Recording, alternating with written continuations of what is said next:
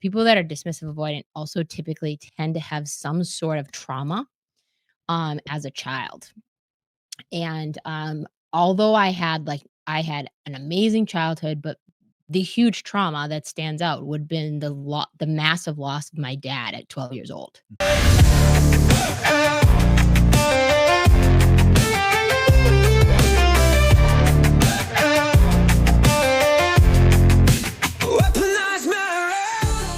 Hello and welcome to the Weaponized Marriage Podcast. I'm your host, Ryan Hewitt. And I'm your host, Kendra Hewitt. And today we're going to talk about attachment styles. Yes. Ryan's real excited about it. Why do you say that? Because you're like, I don't know what this is. Yeah, I do. I know what attachment styles are. I'm not an attachment style expert, but I think that when this was brought up, I think you've talked to your therapist about it. We brought this up talking to Steven about it before, and I've read briefly about it, and it makes sense. I think there's, 4 attachment styles, and I think that everybody, based on the way that they were raised and received love, they have this sort of default attachment style. Well, why don't you let me actually define it with the actual real definition, and then we can kind of go off of that. Why don't I? Because the reason that I want, so I chose this topic today. And the reason it just kept coming up was because I'm going through a couple of different scenarios with a couple different people I know, some friends, some just more on a professional level of going through relationship dynamics of that are very heated. And some of them are on their way out of the relationship. Some of them are trying to get someone back into the relationship. Case of infidelity that's come up on someone else's part that they were talking to me about in confidence. And so this concept of attachment theory has been coming up a lot in a lot of different ways. So that's why I thought it would be really something we're definitely not experts on it. I'm going to have to actually read some of the definition to you because I want to make sure I don't misspeak on it. But I think it's a really powerful concept that I was not really aware of till probably I would say last year. The person that exposed it to me too was actually the most ironic person that exposed it was my brother. Gave me a book on it, and I read it, and we had a because of the conversation stuff about you're it. going through with your mom. Yeah. And no, it was stuff he was going through with his relationship at the time. I know, but the conversation that came up was based on how your relationship with your mom, how both of you have, the type of relationship that each you and Mark have with your mom. Right? That's not attachment type. That's something else. That's another topic. That's another topic? That's a different topic. Yeah. Well, what is that? Yeah. So I don't want to talk about that. No, that's like enmeshment. Yeah, I don't want to talk about that. So what is attachment theory? Attachment theory is basically the science of how we connect or we disconnect. And it is started in the mid, I think about the 70s. I don't know exactly, but it was this guy who started studying how babies bond with their caregivers, and realized, surprise, that the early bonds of a caregiver actually dictated the stage for how you act in a relationship as an adult. But also, most importantly, I kind of interpret it like Cliff Notes version of how you cope and or do not have coping skills when it comes to in terms of relationships. So I'll give you kind of a little bit insight on this. So if your caregiver, this is, like I said, Cliff Notes version, was warm, consistent, and reliable, you therefore learned, hey, people can be trusted. If they were unpredictable, absent, or overbearing, you learned some, like I said, creative coping mechanisms that have followed you into your life as you've become an adult. So just because you've become an adult doesn't mean that you forget all of the cellular memory and all of the habits that you were shown as a child. So the 4 attachment styles, let's talk about those first. And this is where, like I said, I have to I want to read them off because I want to make sure I define them correctly. Number 1 is the secure attachment. You are comfortable with closeness and independence. You trust your partner's not going anywhere. You're okay with them having a life outside of you, because you're secure in your own self. Um, this secure folks tend to handle conflict without turning it into a panicked attack. Like, they are not people that will react or respond out of character. They'll say, "I'm upset, let's talk it through," instead of disappearing or dismissing you completely, or like, for lack of a better term, running away from it. Then there's the second style, which is anxious preoccupied. They crave closeness, and if you text like, "Are you mad?" before they've even read your last text message, they get like, it is like a constant. um, they are the people that you would classically say are very needy. They need validation. Yeah, they need validation, and they need it on a very consistent basis, and sometimes, I mean, this is me speaking for myself, but, like, almost, like, to the point of annoyance. Yeah, Um these are people that, they'll create like situations and scenarios that have not even happened, Yes. in their own mind before getting an answer about, certain situation via like waiting for a phone call or a text or whatever. Yeah, and, like, they're the ones that, like, they've created a Netflix series about how, like, you're leaving them for the next door neighbor, but because you didn't text them back in 45 minutes. Okay. Like, they're they're needy. Dismissive-avoidant. This is my style. These folks prize independence. They're like, "Feelings, yeah, I'll pass." Like, it's uncomfortable for them to sit with feelings. They'd rather just be busy. They, typically come off as if they are disconnected or not present. Um, they are the people that typically in conflict will shut down, and suddenly need to, like, reorganize the garage mid-argument. It's not that they don't care, they just get very overwhelmed by the feeling of closeness, especially when it comes to actually sharing their feelings. Like, these are people that are typically, again, this is my style, they are typically much more guarded, especially when it comes to, like, their emotions. And Um then run away. and they are also typically people that run away or keep themselves busy enough so that they don't have to feel Distracted. distracted. Yep. Distracted, I feel like, and dismissive kind of go hand in hand. And then the last one is fearful avoidant. And the fearful avoidant style is also called disorganized. They want closeness, but they're actually pretty scared of it. So they'll pull you in one minute and then they'll push you away the next. And it's the emotional equivalent of like, "Come and get me." "Oh, no, go away." "Wait, where are you going?" "And let's talk about it." Like, So like they all women in the beginning of relationships. yeah, but I feel like that's a misnomer. It's really if they're more the fearful avoidant. Like, they are actually really, um, they're scared of intimacy. Like, So they'll like self-sabotage a relationship yeah. even though it's going well. Yep. Yep. Yep. Or make up stories. So, Um yeah, are you gonna talk about, like, how these happen, or you just wanna talk about how they manifest in, like, a Well, relationship? I think that, like, one of the things that, like, I wanted to do on today's episode is just build awareness of this concept because, like I said, this wasn't on my radar at all, until, like, I would say, like I said, probably last year or maybe before a little bit before that. And then we have since talked with Steven, our therapist, about some of this, because I've seen how it's come up in our marriage, and I think about a lot about attachment styles, like, a good way to describe it, and this is me describing it, is, like, to think about, like, what is your spouse's operating system? Like, how do they function? Because how I'm starting to really learn more about it and why I'm starting to learn more about it is because what I'm realizing is that, like, you start to, Stephen teaches this concept a bit about, becoming the resident expert on your spouse. Like, what makes them tick? What is Resident their expert on trauma? your spouse's trauma. So Yeah. What is their trauma? What really makes them angry? What is a way that they do not respond favorably? Like how the tone they talk to you in, how they say something. What maybe it's they suck at timing of saying something. Um, so I think that like this is something that like is a really great thing to talk about in your marriage and bring some awareness of like, what is your attachment type, and all of the attachment types, like, you guys can look up an article on this, and it will share with you, like, typical things that would have happened in childhood that might have given you this type of emotional response.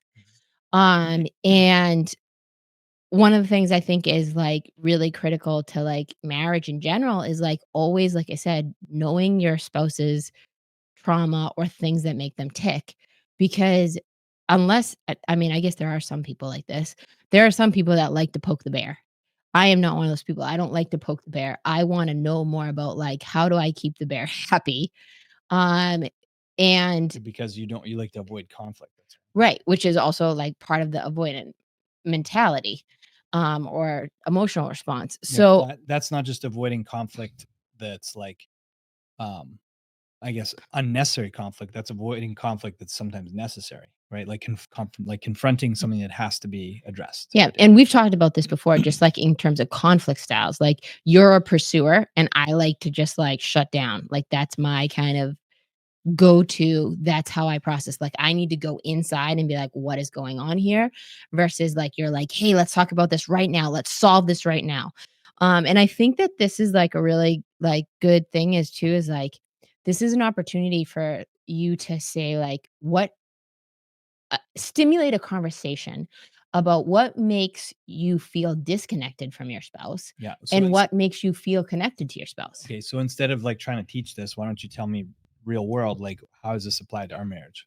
Well, I think that how it really applies at the beginning when I first started thinking about this was like a lot of it, I was looking for like how to siphon and eliminate some of your reactivity on my side, right? Because it's like sometimes your reactivity, which has gotten tremendous amount better, and you really worked at. But I also had to work at it too because it's like I had to make sure that I wasn't doing things that would cause you to be overreactive that I could control, Yeah. right? So I think that that was a big, huge thing of awareness is like, oh, I was like, I started paying attention to like, okay, when are times that I typically trigger? Like one of the things that really triggers you is like when I get in this kind of very critical, like, pointing finger type tone. I don't point my finger, but it feels like I'm doing that, and I kinda like And sounds. and sounds like that to you, and then even if when I first became aware of this, I actually didn't even freaking know I was doing it until you started correcting it and bringing my awareness to it, and then Stephen, our therapist, brought a lot of insight into this. Yeah, because you would have never listened to me, Yeah, right? You had to hear someone else say, like, "Kendra, yeah, actually, the way you're saying that sucks. yeah, You how about considering saying it like this instead?" mhm, Right? So, and for me, like, you being, um, an avoidant. mhm, So, me being, like, securely attached, but on occasion more the anxious, preoccupied, right? So, if mhm, I want an answer now, I wanna pursue this till it's fixed, I wanna know it yep. now. And you literally being the opposite of what the way you operate, you're like, "I wanna just avoid this for a while and just, like, calm down and go revisit it I used later." to say I need to process this. Need to process. I'm like, "What does that mean?" Mhm, But so what I've learned is, like, when you're worked up, it doesn't serve, I think, like, if I wanted to actually, if what I really wanted was to get this repaired and get back to status quo, I actually have to give you some space, right? And just, like, leave you alone and not try to, like, get you more worked up because that doesn't mhm. work, right? Yeah, and I think for me that also too is like being the dismissive avoidant. What I learned was this about myself. First of all, let me say this. A lot of dismissive avoidants have very deep trust issues. Mhm. And I think when I come and I'm gonna get really a little bit deep here, but like one of the things that I think that happened to me is that people that are dismissive avoidant also typically tend to have some sort of trauma as a child. And, although I had an amazing childhood, but the huge trauma that stands out would have been the massive loss of my dad at 12 years old. Mhm.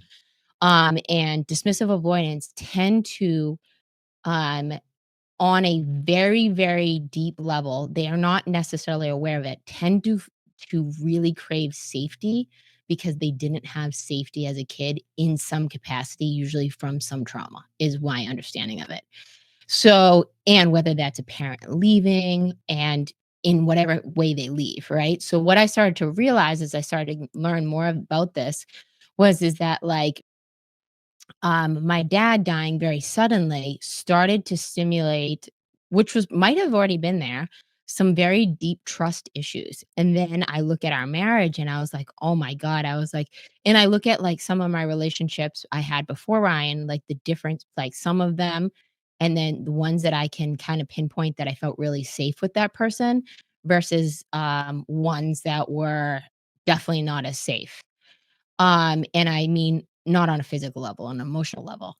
And I had a lot of relationships that were very emotionally surface. Like they were not very deep.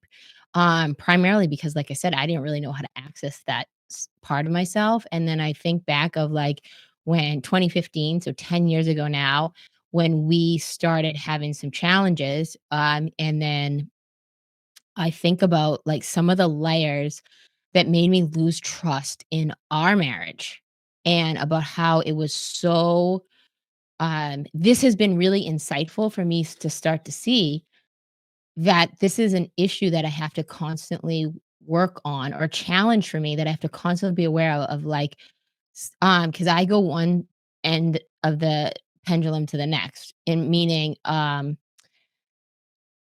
can trust sometimes I trust people way too easily. And I've definitely got burned in times I've trusted way too easily. Not so much in romance, but in more like I would say like business relationships. Because this applies to any relationship, not just your marriage, right? And then I think on other sides of it, I've started to really realize that like there's been times when I should have trusted someone and I didn't because of past experience, right?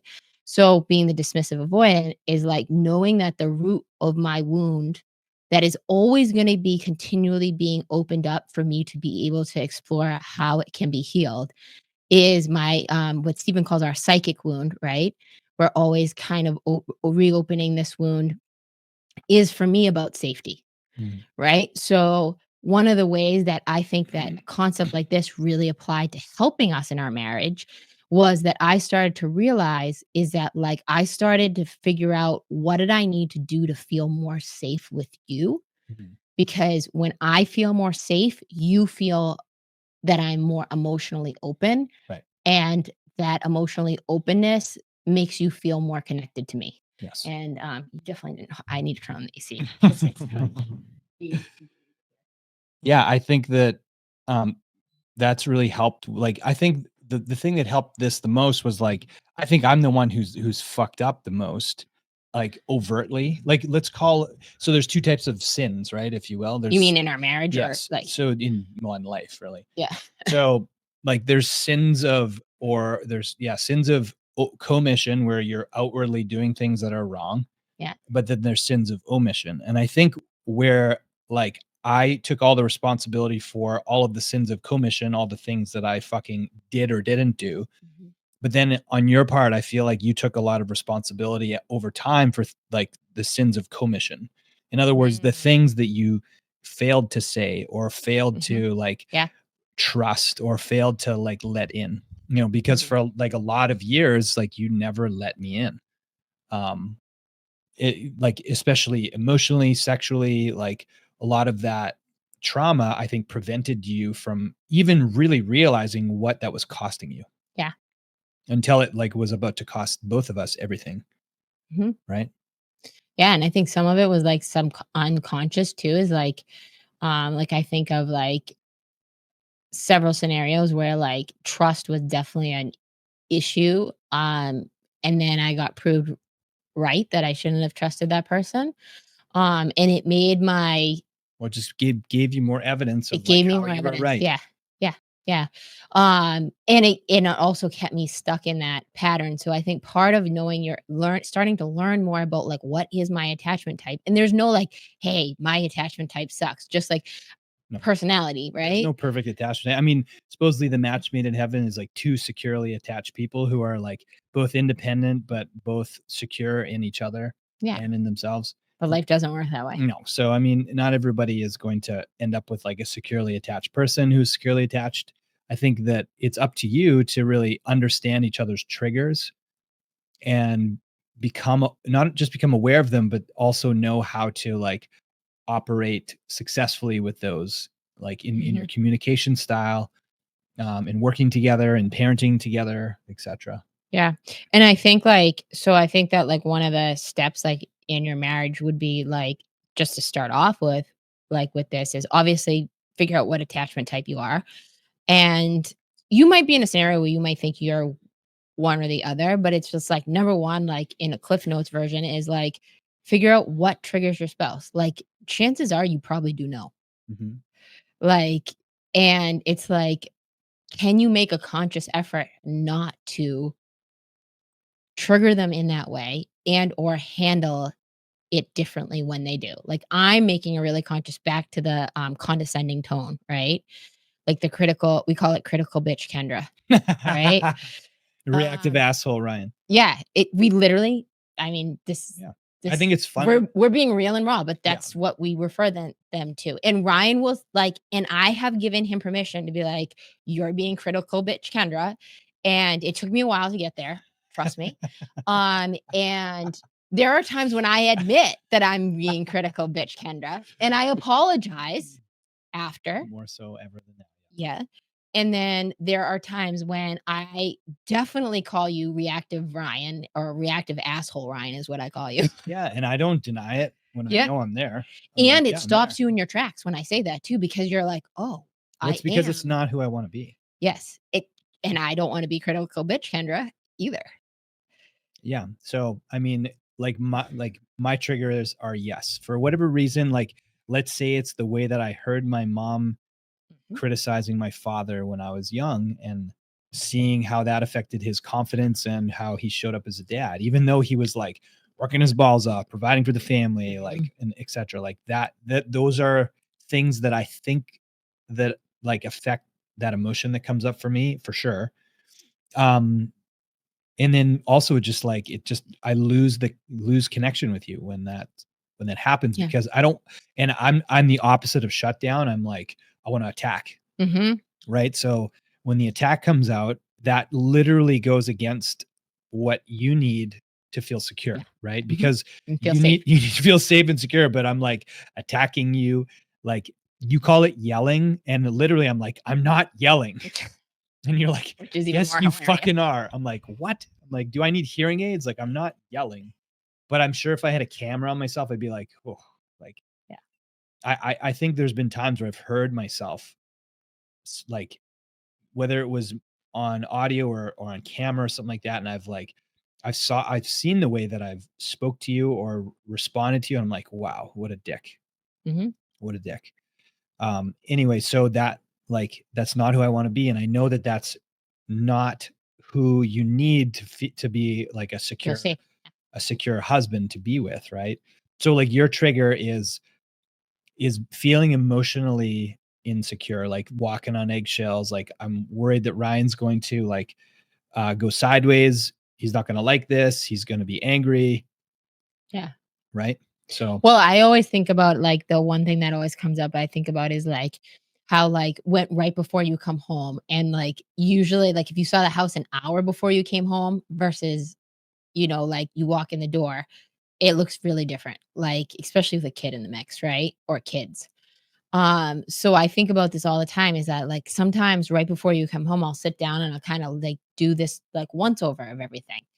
And then, like, it never fails, you come in, and it's, like, the one thing the one like, I might have done 30 dishes, but there's 1 left, right? Which is very common for me. And then closer, or like Chloe Bailey, yeah, yeah, yeah. closer. Or like Lily just ate dinner. So like I did all the dishes, but then Lily's just done with dinner and I put the dish in there and you're like, "Oh my God, why is there a dish in the sink?" Whatever it is that you say. But it's like in all it gets me so going because as a child, I didn't really realize this till more recently is that like I just realized how much my mom was just like always on me of like even like it's very interesting now why I got back onto the attachment styles was because I'm paying attention to it more with Lily. And, like, I'm trying to be really conscious of how I handle her at times. She's very strong-willed. She's definitely giving me a run for her money the last couple weeks when we're out of our routine with school and stuff like that, and we've just had to let a couple insights, like, I didn't even tell you about this one yesterday. I'm driving in the car, and all of a sudden, you're gonna laugh. I fucking feel something bounce off my head, and she has her snack bag back there, and I had put an apple in there, and she fucking hucked an apple at my head. Wow. She's like, "This apple is rotten." So she threw it at my head, and I turned around. I was, like, so mad because first of all, I was on the highway, so I was, like, trying not to pay attention, but I couldn't turn around and, like, really, like, look at her. What's the right parenting But move it was there? like, and that's what I thought to myself. I said, "What is the appropriate thing to do in this situation?" And, like, I wanted to, so here's what I did. You're gonna, I was at the exit where there was the rest stop, and going to Beverly, like, I was driving her to her riding lesson, right? So, I was like, "That's it, we're going home." So, I reared off the side of the road, like, very quickly. So, she thought I was, like, rearing off, and I was like, "We're turning around, we're going home." And I just, like, made up that we were, like, turning around. But she stopped in her tracks, and she was like, because she was like, "Oh my god, she's serious." Like, she's already got off the highway. And, and the reason that I bring this part up is that, like, this was a perfect example of, like, of me starting to think about, like, how do I want to respond to my kid? Because I have so many more tools and, resources, especially, like, all of us do with the, like, social media and the internet at this point, right? Like, our parents didn't have that to work with. So, how do I want to handle some of her behavior, especially when it's behavior I don't want to have? But then I've been thinking about this attachment styles, and I'm just like, hey, I want to be that reliable parent. I want to be that trustworthy parent. She's trying to get me off my center so that I respond in an unfavorable way, and Or then she's got unsafe my way, number, an or unsafe way. unsafe way, right? So, not only, like I said, this doesn't, knowing this isn't, bringing this awareness to your attachment style isn't going to just give you value for your marriage. It can also give you value in your other relationships. Yeah, I think where, like, Lily tests me the most is with it when she melts down or, like, The all of a sudden whining. decides, like, "You're a bad dad." Remember she said, "I don't love you," the other day? She told God. me that, I was, like, crushed. So and it was all because of, like, I don't know, an ice No, cream you that she wouldn't wanted. give her something she wanted. Yeah, So when she just tried a different tactic, yeah, right? and then when she's crying and inconsolable in a meltdown, I think, like, the worst thing I could do would be like, stop Yeah. crying, like, Mhm. don't do that," Yeah. because, in her 4-year-old brain, like, she doesn't understand that it's like, "Oh, shit, you're right, I'm crying for no reason, like, why am I doing this? This doesn't make sense." But if I constantly invalidate her, like, her upset and her feelings and whatnot, and this is where, like, the whole gentle parenting thing goes overboard. It's like Mhm, yeah. validating all your kids' fucking feelings. It's like, well, I don't need to do that, but what I need to do is not shut it down completely Mhm. because there's obviously, like, you shut it down completely, you're going to have a kid that's going to not feel safe Mhm. emotionally. Yeah. But if you also validate every bloody feeling the kid Mhm. has and, like, let them do whatever they want, they're gonna walk all over you. Yeah. And then that's gonna fuck no matter what, like, you're gonna Yeah. screw up your No kid, matter but what. But I'm just saying is that, like, we have so many more tools to be, conscious of it. So I'm trying really hard to be more conscious of it, and trust me, there are days I absolutely, last night was one of those days. I went to bed, this was after the Apple incident, and I was just like, I remember saying there, so badly what I wanted to say to her. I was like, "Dude, you were on your way to a horseback riding lesson at only what, at one, like, with a priceless pony." Like, I was just like, but I was like, "If I say any of that, first of all, she I'm gonna doesn't. sound like my mom, okay? Second of That all," is true, yeah, that's exactly what your mom. okay? Second of all, I was like, "She doesn't understand how fucking lucky she is." So how am me saying that, how is that going to improve our relationship?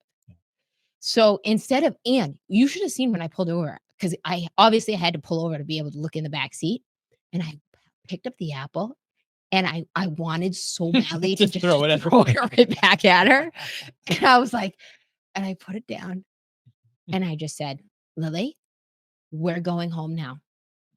she went, "Oh, what?" Mm. And she's like, "No, I really, really wanna go to the barn."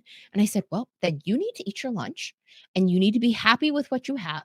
And I was like she's like, "Well, can I get a popsicle after?" I go, "Not if you eat your lunch. Don't eat your lunch." Like, and like Popsicles. and like, I don't wanna, like, digress on it too much, but, like, it was just this moment where I was like, this is a perfect example of where, like, because I'm aware of this concept, like, even the attachment styles, I have started to realize, like, some of the ways and my mom didn't do it intentionally, and my mom was an amazing mom. This is just one thing that I realized was not amazing, was that, like, she would, like, kind of hold things, like, kind of against me and not even hold things. She would just, like, what's the way to describe it? Orchestrating. Yeah, it was just like, "If you do this, I'll do that." Like, or I'm trying to really work on that even with Lily too. It's like not being like, take away all the time. Or the critical of like, "You're not doing that right." Yesterday, Lily told me that I had like, she's like, "Why aren't you going at a stop at a green light?" And I turned around and I was like, "You are 4 years old. You don't know how to drive. I do. I'm the adult, and that's a red light, not a green light." And she's like, "Okay."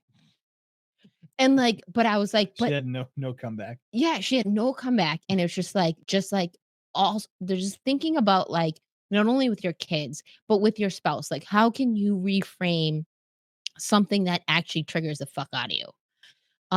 Is I think, like, a skill that all of us can Yeah, benefit but if I mean, put it from. in the positive spin. So, like, the take home thing would be, like, asking your spouse what makes them feel most connected to you, Yeah, right? Because and then just listen, right? yeah.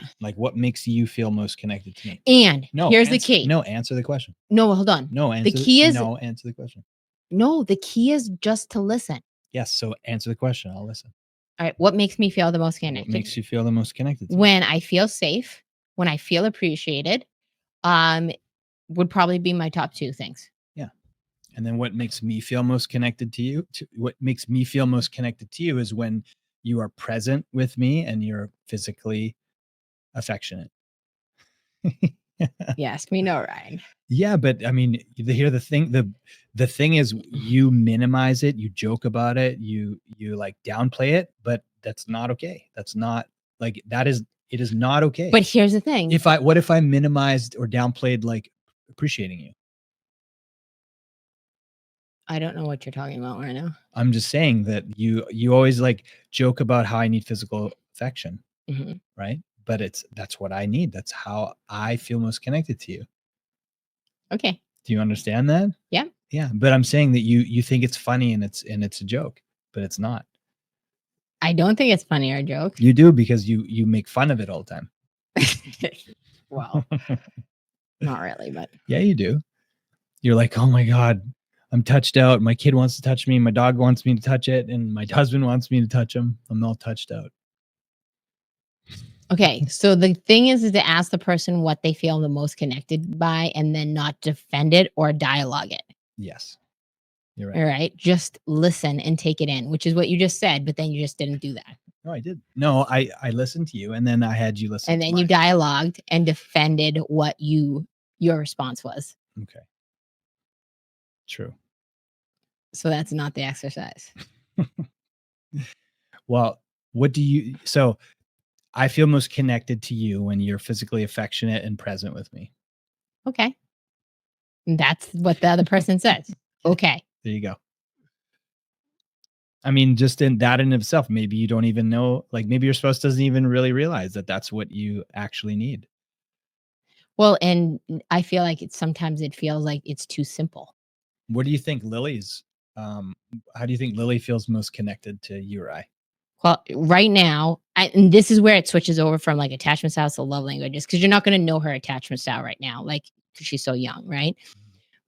You can try to finesse it, but you're not going to know that till later in life, right? Right. Um, but when it comes to love language, like I think your love language is like her love language right now is 100% quality time. Yeah. That's why you heard her ask yesterday. What did she ask me? Are you gonna pick me up? Or are you gonna spend the day with me? are you gonna be with me all day today? Yeah. She wanted to know that, Mhm. right? Because in her little mind, her and her big heart for that little body, she's saying, "I want your time Mhm. and your present only on me." Right, which is why she acts out when you're trying to do something Mhm. else, when you're supposed to be spending Yes. time with me. Which is why I have to be so ninja, which I'm definitely not yet, at, like, when I have someone taking her, I have to account for every single minute that I get everything that needs to be done without her present done, and there's no time for me to be. I know you say that her attachment style hasn't developed yet, but I think you can see signs of it. For example, I feel really good about how we have raised her so far in order like to for us to be able to leave her with another Mm, like a caregiver. yeah, So like a nanny, a babysitter, an mhm, aunt, Papa Dave, yeah, right? It's like, hey, we're gonna leave for a week. yeah, You're gonna be with Papa Dave. And she won't like she's not going like the whole time we're gone, she's not going to be horrible and melt down and where's my dad and my mom? Like yeah, she's actually really secure in her mhm, ability to spend time with other people. yeah, So that matters because there are children I see that, mhm, let's say the parent is way overbearing and only spends time with the kid and you're nervous mhm, about leaving your kid with somebody else. That kid becomes way too attached to you and then they have anxiety when they're not with you. yeah, Right. So I feel like Lily doesn't have anxiety when she's not with us because mhm, we've always had her in school. We've had her in, camps. We've had her with other people, mhm, which I think is really healthy. I think it's yeah, important. I think that's good too. Mm. Yep. Yeah, no, I do think she's really good about that, and then I think, like I said, just, like, even to take it this step farther on your marriage is that, um, you don't have to ask your kids unless they're old enough to respond, but, like, here's what I find, like, a lot of times I'll ask Lily questions that, like, she'll give me her heartfelt response, and I can read into what she meant. So it's, like, maybe even asking your kids, like, and here's the thing, if you have multiple kids, ask each kid. Like, what makes you this made me think about, like, obviously, like, date night, but one of the things that you do with your weekly planning, you also plan, like, dates with Lily, Mhm. right? You don't do them every week now, but, like, you get a couple in where you, like, consciously planned what, your time with Lily out. It's not just like, "Hey, we're gonna do dinner, we're gonna, do Yeah. bath time." It's not our routine, right? It's out of routine. Mhm. So, what do you call it? There's a name for it too. What? In the general's tent when you plan Just the date family night? dates? Just family date? Yeah. Family date, okay. So, but, one of the things that I think is, like, really important is, like, just, like, building off the attachment styles as well as, like, a good question is to, like, ask your kid, like, "What makes you feel connected? What makes you feel loved?" Mhm.